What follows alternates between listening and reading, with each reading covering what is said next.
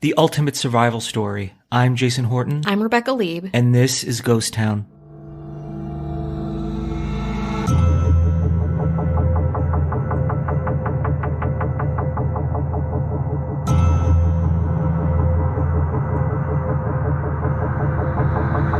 This is the story of the crash of the Uruguayan Air Force Flight 571 and the 72-day nightmare of the surviving passengers that included avalanches, blindness, and cannibalism. I initially was researching something that I wanted to do for this episode, and I just want to say this has got to be the most graphic and horrifying episode that I have ever researched. So I just want to put a disclaimer out there. The story is pretty well known, but it was really tough to get through. So if you're feeling sensitive right now, Yeah. or you just don't, and I probably am one of those people.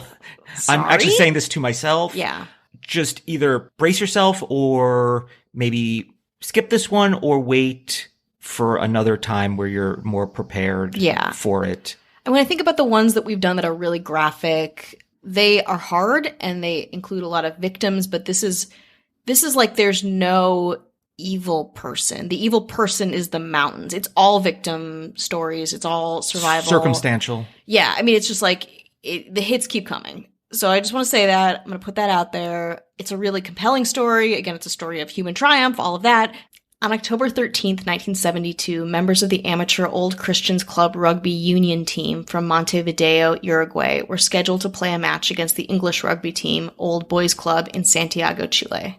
The English team club president chartered an Air Force plane to fly the team over the Andes to Santiago. The plane could carry 40 passengers and 5 crew members. While this type of aircraft was considered by some to be underpowered, it was nicknamed the lead sled. What it lacked in power, it made up for in operation experience. The pilot, Colonel Julio Cesar Ferradas, and I want to say too, I'm sorry if I get names wrong, I'm going to do my best, but I think I'm going to mess it up.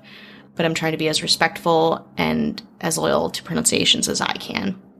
Ferradas was an experienced Air Force veteran who had a total of 5,117 flying hours. To put this into context, according to the New York Times, the average just general aviation pilot logs fewer than 100 hours a year. Some people consider a pilot a novice until they reach 500 hours. Also, Ferradas had flown across the Andes 29 times before. He was a pro. He knew what he was doing. He was accompanied by co-pilot Lieutenant Colonel Dante Hector Laguara. There were 10 extra seats in the plane, so the team members invited a few friends and family members to join them. When someone canceled last minute, a woman named Graziella Mariani bought the seat in the plane so she could attend her oldest daughter's wedding. On October 12th, the plane left Carrasco International Airport, but a storm front over the Andes forced them to stop overnight in Mendoza, Argentina. Although there's a direct 120-mile route from Mendoza to Santiago, the high mountains require a 25,000 altitude to get there, to get over the mountains, and the plane's level of operation was up to 28,000 feet. So it was kind of customary for this type of plane to do a 90-minute U-shaped route to both conserve fuel and not get dangerously high. On the morning of the 13th, conditions over the Andes were pretty shitty, but it was supposed to clear up by early afternoon. The pilot waited and took off at 2:18 p.m. on Friday, October 13th from Mendoza. He flew south from Mendoza towards Malargüe Radio Beacon at a flight level of 18,000 feet. The captain radioed the airport with their position and told them they would reach 8,251 feet high around 3:21 over the Plachon Pass, the air traffic control handoff point from one of the Andes sides to the other. And so, it was a general trafficking situation. Once across the mountain in Chile, south of Curacao, the aircraft was supposed to turn north and initiate descent into Puel Airport in Santiago. Of course, it did not happen that way. As they flew through the Andes at 18,000 feet, the clouds obstructed the pilot's view. Some reports state that he was incorrectly estimating his position using dead reckoning, which is new to me and a fancy, scary too, term for estimating where you are just based on speed and where you used to be. Fernández was also relying on radio navigation, which is not very good where he was. At 3:21 p.m., shortly after transitioning Plachon Pass, about 40 miles before the airport in Santiago, Laguara contacted Santiago and notified air traffic controllers that he expected to reach Curacao, the city before the airport, a minute later. The flight time from the pass to Curacao is normally 11 minutes, but only 3 minutes later the pilot told Santiago that they were passing Curacao and turning north. He requested permission from air traffic control to descend. The controller in Santiago, unaware that the flight was still pretty much up in the Andes Mountains, authorized him to descend to 11,000 feet. Later analysis of their flight path found the pilot had not only turned too early, but the turn was just much too sharp. So they were in this place that nobody knew where they were, not even the captain. The plane started to crash, and the rugby players joked about the turbulence until some passengers realized that the plane was getting way too close to the mountain. In an attempt to gain altitude, the plane began to climb until it was nearly vertical, and then it stalled and shook. The plane's ground collision alarm sounded, and then the passengers officially freaked out. Witness accounts and evidence at the scene indicated the plane struck the mountain either 2 or 3 times. The pilot was able to bring the aircraft nose over the ridge, but at 3:34 p.m., the lower part of the tail cone probably clipped the ridge around 14,000 feet. The next collision severed the right wing. Some evidence indicates it was thrown back with such force that it tore off the tail cone. When the tail detached, it took with it the rear portion of the fuselage, including 2 rows of seats from the rear section of the passenger cabin, the galley, the baggage hold, vertical stabilizer, and horizontal stabilizers, leaving a gaping hole in the back of the plane. 3 passengers, the navigator, and a flight attendant were instantly lost when the tail section blew off. Still, the plane kept going another 600 feet until a wing got torn off. When this occurred, 2 more passengers fell out of the plane. The front portion of the fuselage flew straight through the air before sliding down the steep slope at 220 miles per hour like a high-speed toboggan for almost 3,000 feet before colliding with the snowbank. The impact against the snowbank crushed the cockpit and the 2 pilots inside. Most of the plane came to rest on a glacier at over 11,000 feet, 50 miles east of its planned route. Of the 45 people on the plane, 5 were killed in the tail section when it broke apart: Lieutenant Ramon Sal Martinez, Orvido Ramirez, Gaston Costamale, Alejo Hunje, and Guido Magri. A few seconds later, Daniel Shaw and Carlos Valeta fell out of the rear fuselage. Valeta survived his fall, but stumbled down the snow-covered glacier, fell into deep snow, and was asphyxiated. His body was found by survivors on December 14th. At least 4 died from the impact of the fuselage hitting the snowbank, which ripped the remaining seats from their anchors and hurled them to the front of the plane.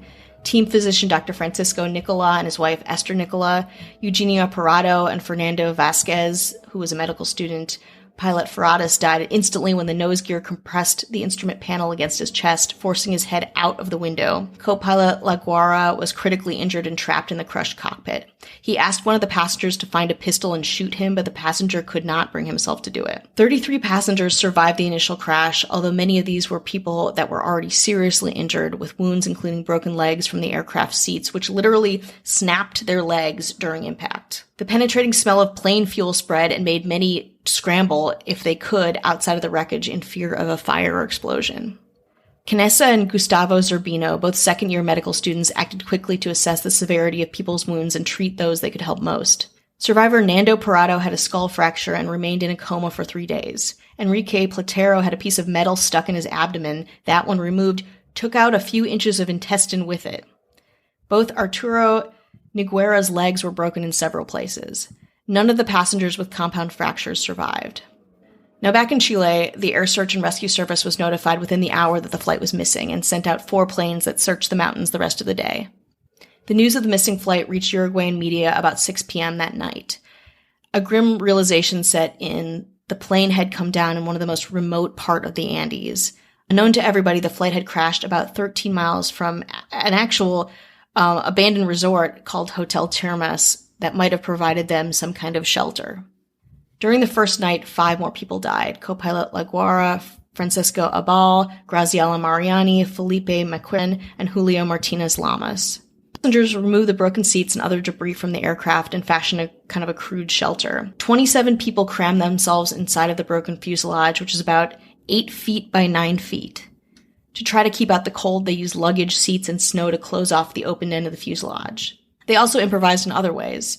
Fido Strauch devised a way to obtain water in freezing conditions by using sheet metal from under the seats and placing snow on it. The solar collector melted snow which dripped into empty wine bottles.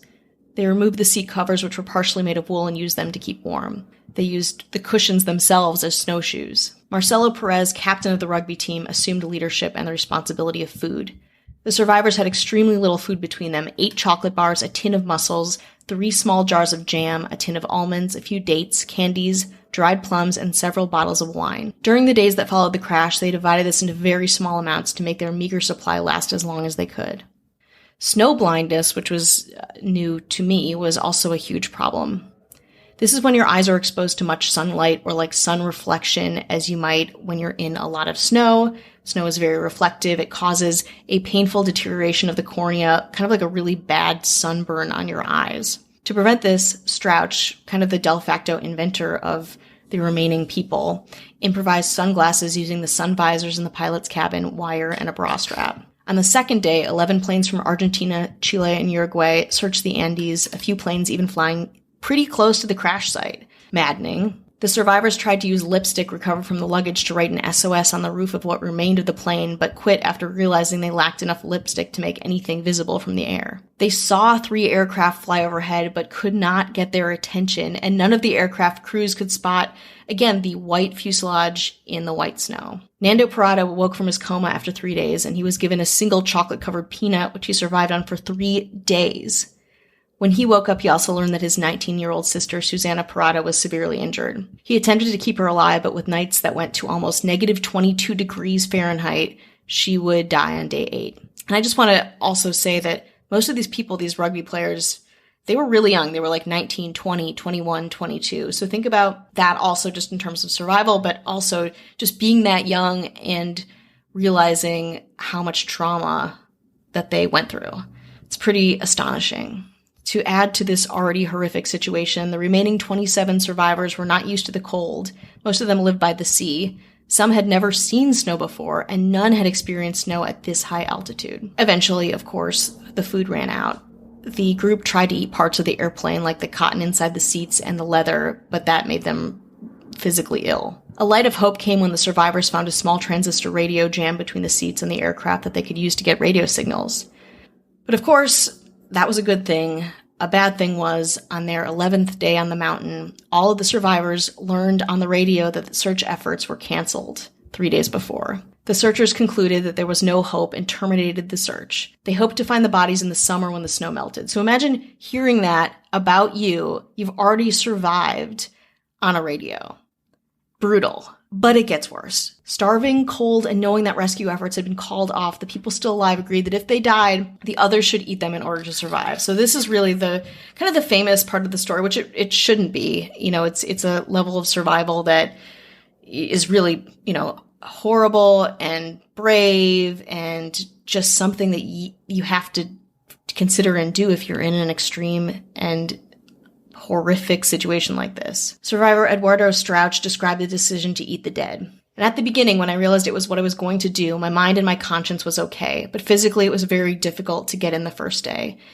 Even to us, they were still small pieces of frozen meat. It doesn't taste anything, I get used to, and at the end, absolutely disconnected with the origin of that food, which is what they had to do, again, to survive. Eating the bodies of classmates, close friends, or sometimes relatives was literally the only thing that kept them alive. Canessa used broken glass from the aircraft windshield as a cutting tool. He set the example by swallowing the first matchstick-sized strip of frozen flesh. Several others did the same. The next day, more survivors ate what was offered to them. Some refused and continued to. There were some people that didn't eat any of the meat or just couldn't keep it down. The group dried the meat in the sun, which made it a little bit more palatable. They were initially so revolted by the experience that they could only eat skin, muscle, and fat. When those were consumed, however, they had to eat hearts, lungs, and brains.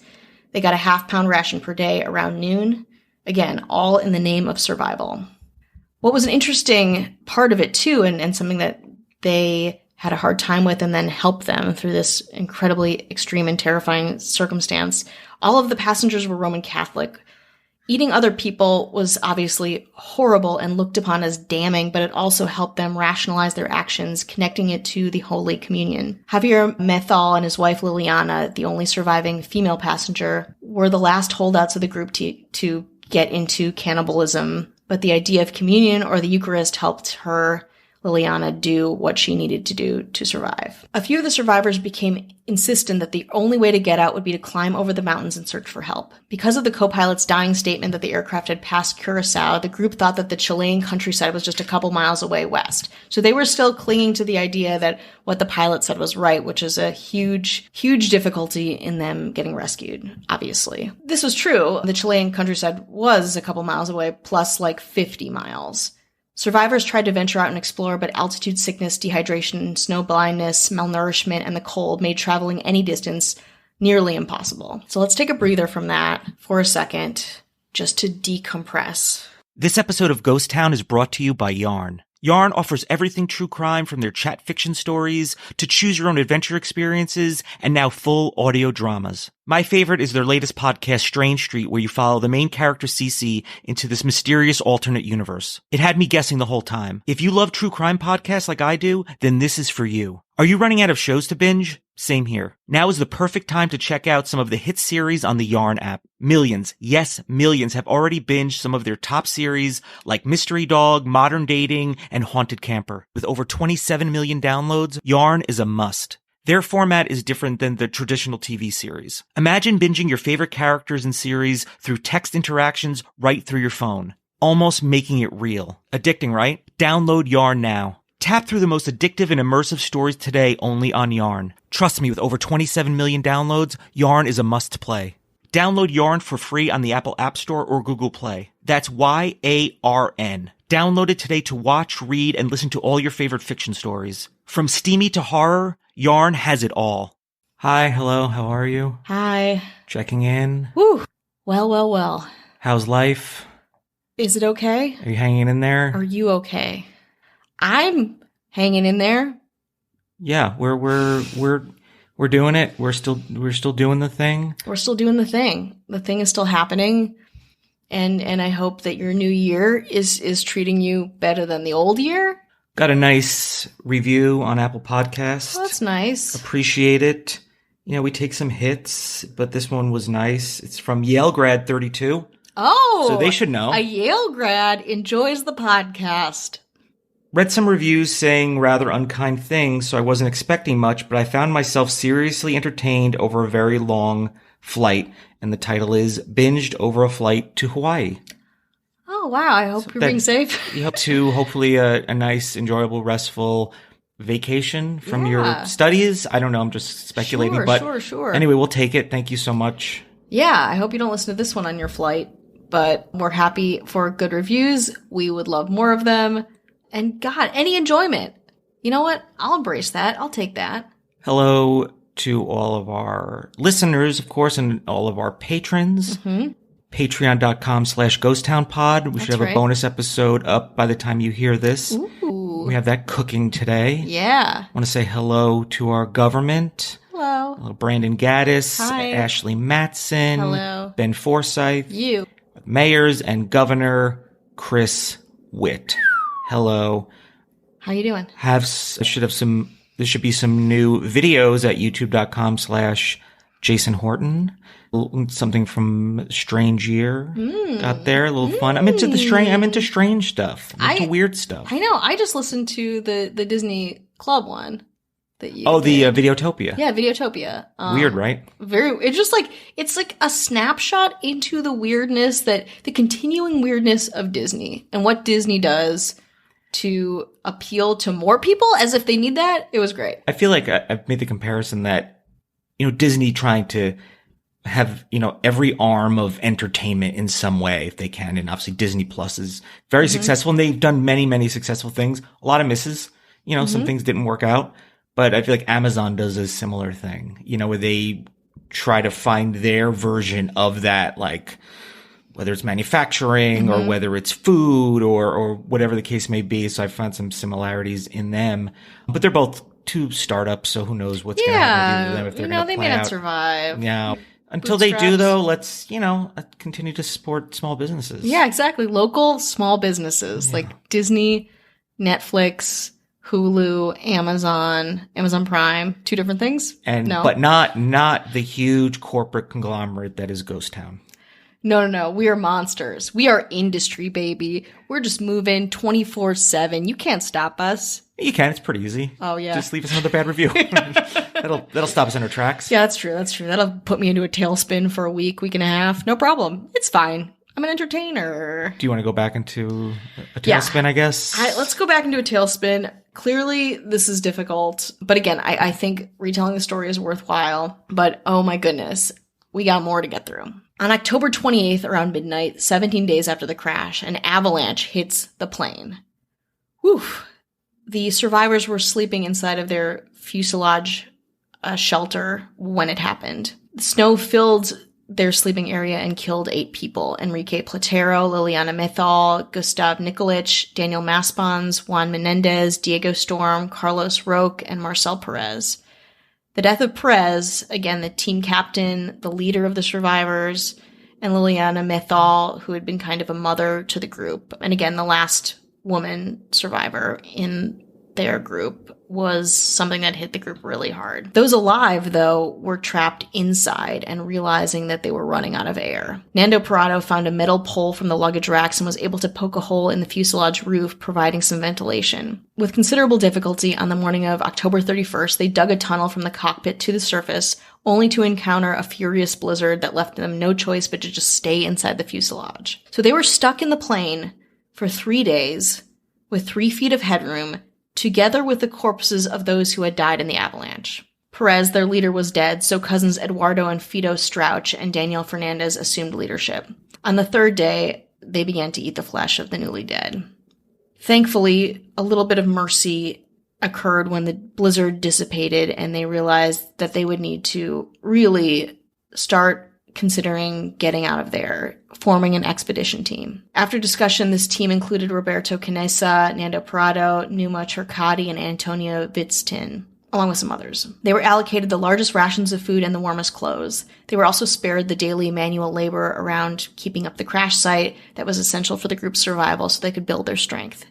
November 15th, Arturo Noguera died, and 3 days later, Rafael Echeverren died, both from gangrene spread from their infected injuries.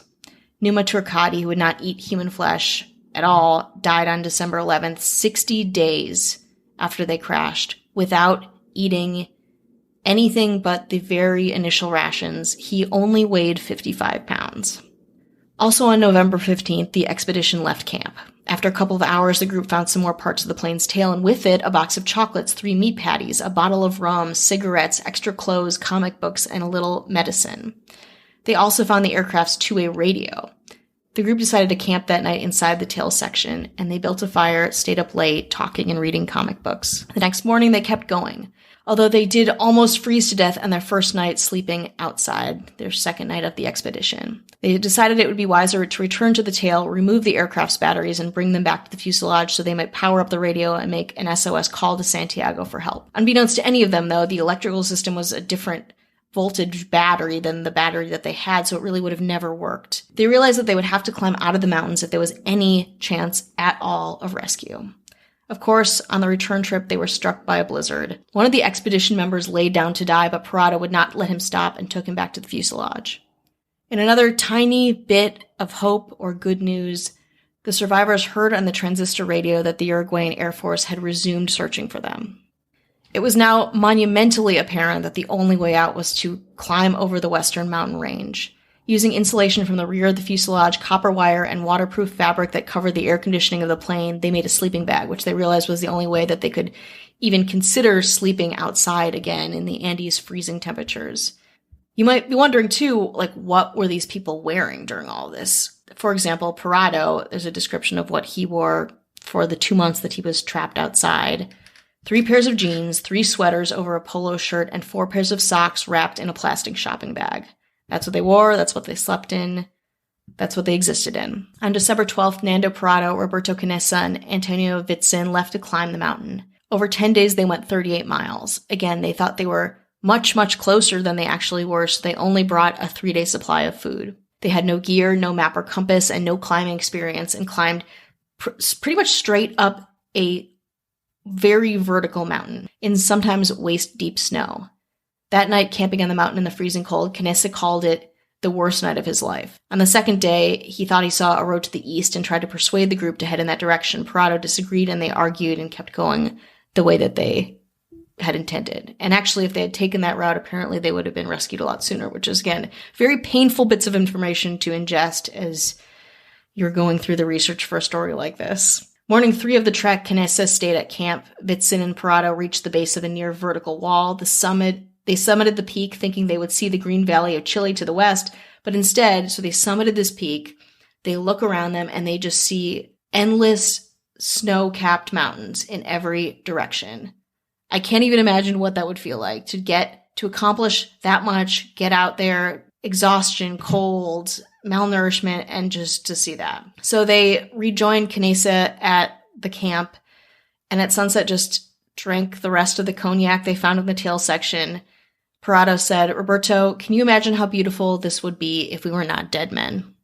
The next morning, the three men realized they were running out of food, so Vitsin agreed to return to the crash site. Using an aircraft seat as a makeshift sleigh, he just kind of slid downhill and was back within the hour. So again, that speaks to how they're not going that far, but they are just climbing upward. Parado and Canessa refused to give up hope. They hiked for a couple more days, finding a source of the Rio San Jose, a substantial river. Following it, they saw evidence of camping. On day 9 of their expedition, they saw some cows.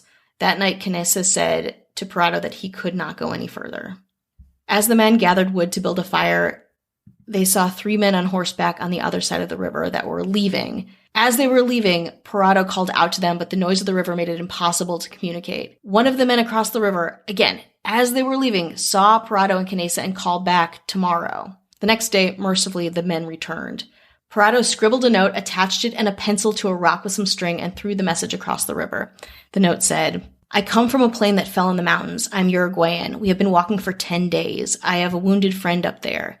In the plane, there are still 14 injured people. We have to get out from here quickly, and we don't know how. We are weak. When are you going to come fetch us? Please, we cannot even walk. Where are we?" So, again, a really heartbreaking note, and also shows kind of the mental place that these 2 men were in. Sergio Catalan, a Chile mule wrangler, threw some bread to the men across the river. He then rode for 10 hours on his horse to bring help. Eventually, Catalan reached a resort called Termas del Flaco. Here he stopped a truck who took him to a police station. News of some survivors of the Andes crash spread while Parado and Canessa were brought on horseback to civilization, where they were fed and allowed to rest. They had hiked about 24 miles over 10 days. Since the plane crash, Canessa had lost about half his body weight and weighed only 97 pounds.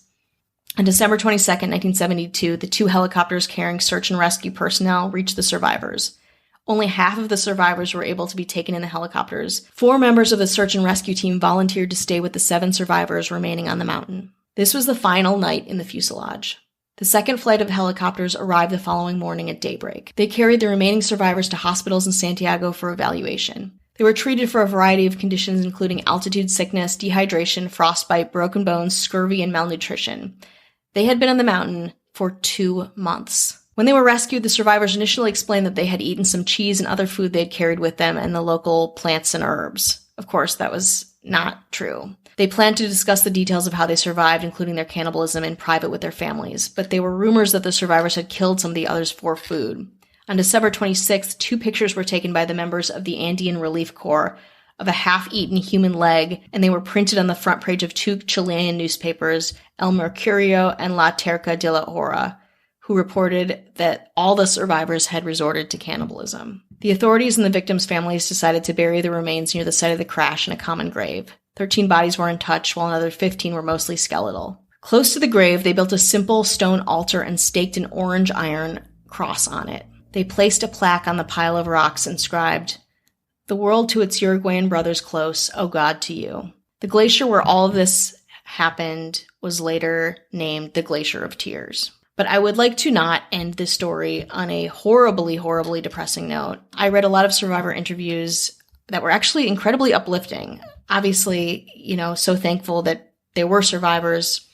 Eduardo Strauch talked about his life being profoundly changed afterwards. And it's incredibly positive. He says, "My body and my mind start expanding in the universe. It was really amazing just to manage my mind, my thoughts. I realized the power of our minds. Our minds are amazing, and we can change the direction of our life if we propose to do it."